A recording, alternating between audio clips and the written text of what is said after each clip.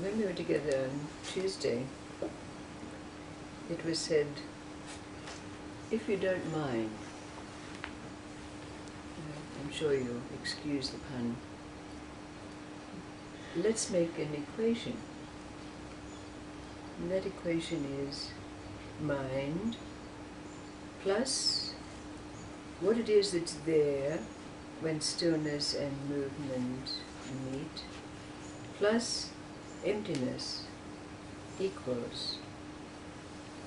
And let's see if these little anecdotes will enable us to complete this equation.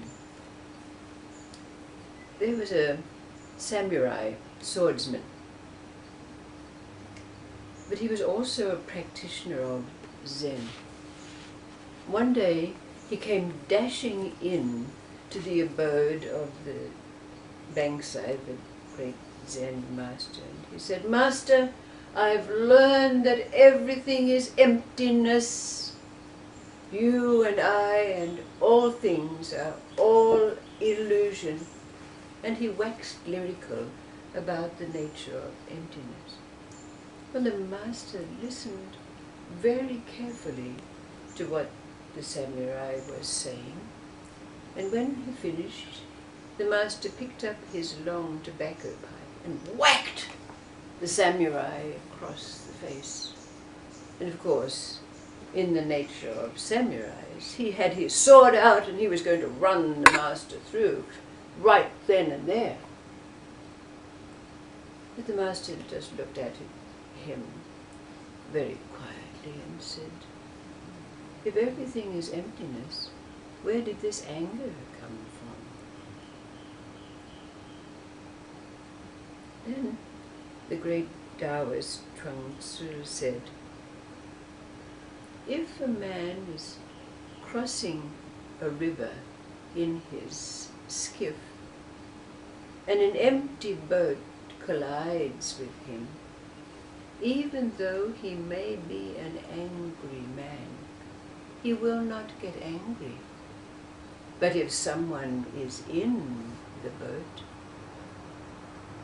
he will shout at him to get out of the way, and if he doesn't, he will abuse him. Therefore, if we traverse the river of the world in an empty boat, life will not oppose us. And then finally, that old story about the seeker after enlightenment, who was in the monastery for 3 long decades. He was a very assiduous student. He followed all the practices. He undertook all of the rules of the monastery carefully. But after 3 decades, he still hadn't attained the enlightenment for which he so longed.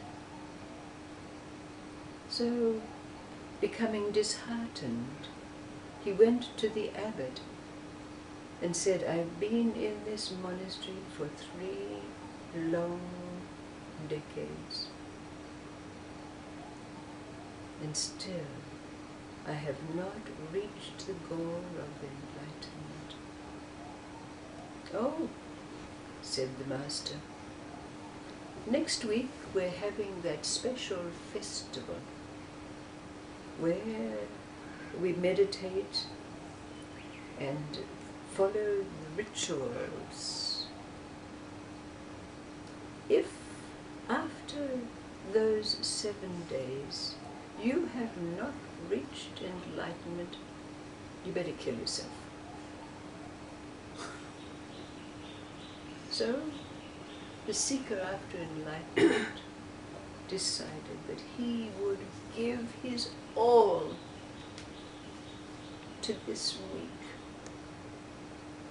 But if after those 7 days he had not reached enlightenment, he would go to the top parapet of the monastery and jump off. So for 7 long days he rose at 4 a.m., he practiced the meditations, he followed the rituals with all his being. But when the 7 days were ended, he still had not reached his goal. So with resolution, he marched upstairs to the top story of the monastery, walked over to the edge and put his leg over, and bingo, there it was. With great elation, he climbed back down and went down to the room of the abbot to get confirmation of his state. As soon as he walked in the door, the abbot looked up at him and said, "Yes, yes, yes, I know.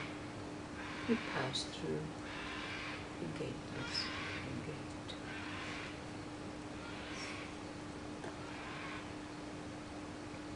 When we put these 3 little anecdotes together as our equation, mind,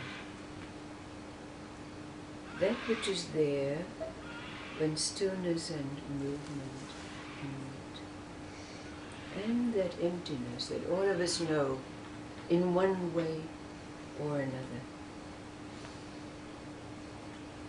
What do they equal?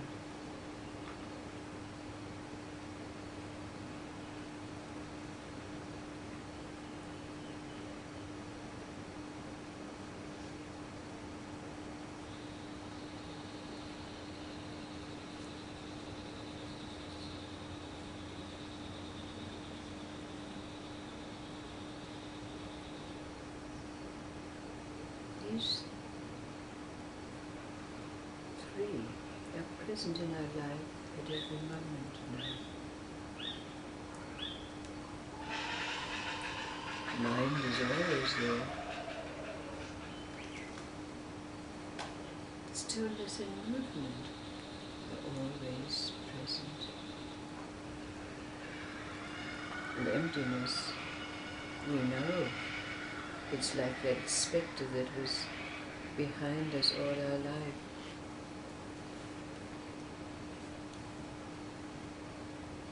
But we were always in motion before, running away from it, but the void was always there.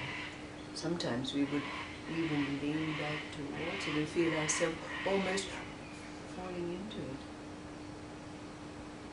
But we kept up the movement. But now, when all 3 are present, what is it that's there for us?